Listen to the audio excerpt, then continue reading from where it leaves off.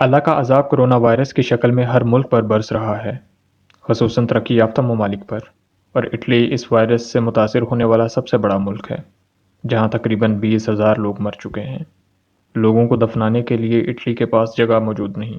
Italy کے حالات بہت زیادہ خوفناک ہیں، آپ کی سوچ سے بھی زیادہ، کہ وہاں ہو کیا رہا ہے۔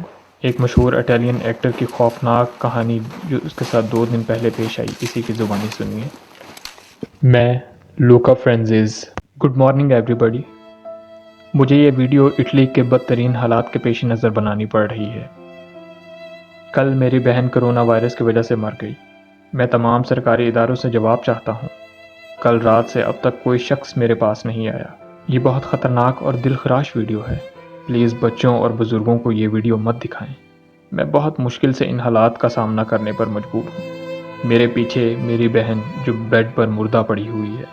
مجھے سمجھ نہیں آ رہی کہ میں کیا کروں۔ میں اسے کیسے دفناؤں، کیونکہ سرکاری اداروں نے مجھے ایسا کرنے سے روک دیا ہے۔ میں اپنے گھر میں بند ہوں۔ میں نے ہر اس شخص سے رابطہ کرنے کی کوشش کی جس سے میں رابطہ کر سکتا تھا، لیکن میرے پر ٹوٹی اس قیامت کا کسی کے پاس کوئی جواب نہیں۔